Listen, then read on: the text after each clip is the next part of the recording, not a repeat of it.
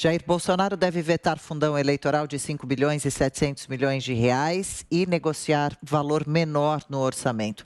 A informação completa com Fernando Martins.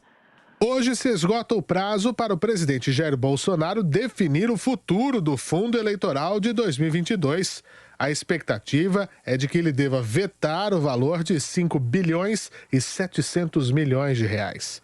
Segundo interlocutores do Planalto, a estratégia é deixar a negociação para o projeto do orçamento, que entra na pauta do Congresso este mês e segue até dezembro.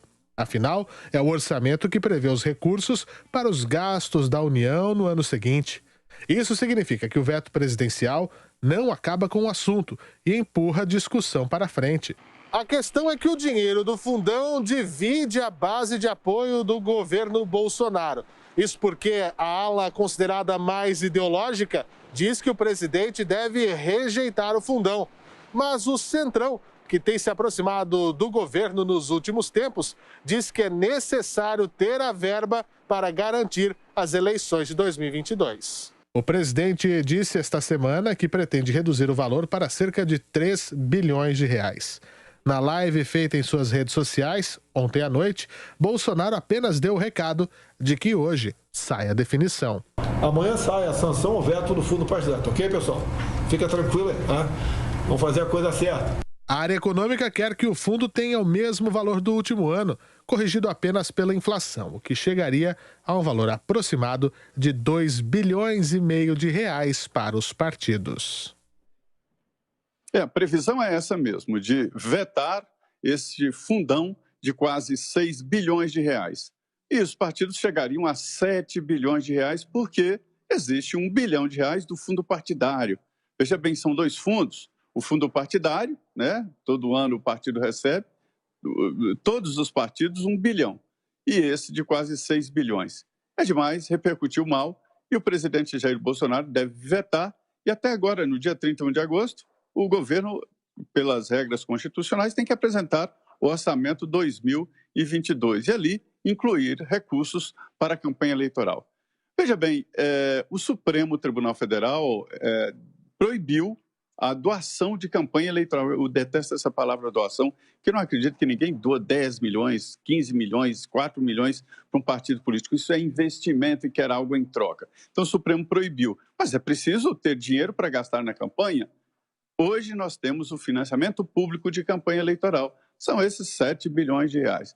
Só diminuir um pouco. Deve ficar ali por volta de 4 bilhões, ou seja, o dobro do ano passado.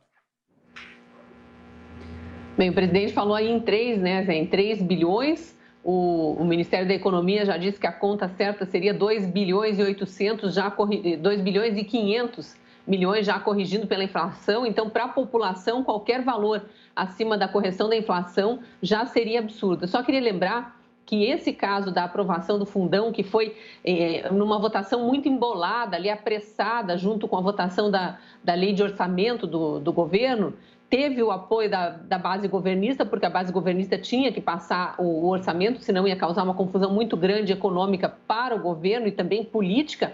Mas aí a base do governo foi acusada de ter sido ela a que tenha inserido esse aumento do fundão no meio do pacote da votação ali e a responsável por aprovar o aumento do fundão na surdina, escondido da população, o que não é verdade. Isso foi uma narrativa plantada pela oposição ali para tentar desgastar o governo. Mas o fato é que veio um desgaste muito grande na sequência, é isso que eu queria lembrar, que foi com o vice-presidente da Câmara, o deputado Marcelo Ramos, que presidia aquela sessão e que se recusou a aceitar aquele pedido do Partido Novo para que a questão do aumento do fundo eleitoral fosse votada em separado e destaque, né, que eles chamam. O Marcelo Ramos, presidindo aquela sessão, não aceitou isso, colocou tudo para ser votado naquela mesma noite, de forma atropelada, e isso gerou um desgaste entre ele e o presidente Bolsonaro. Todo mundo deve lembrar ali das ameaças do Marcelo Ramos de que se ele assumir a presidência, e como vice-presidente em algum momento ele pode efetivamente assumir, se ele assumisse a presidência da Câmara, ele colocaria em votação os pedidos de impeachment do presidente Bolsonaro. Então, é mais uma questão aí para a gente ficar atento, porque vetar o fundo agrada o eleitorado, agrada o cidadão comum, é o correto a ser feito mesmo, mas continua provocando desgaste na articulação política do governo com a Câmara dos Deputados.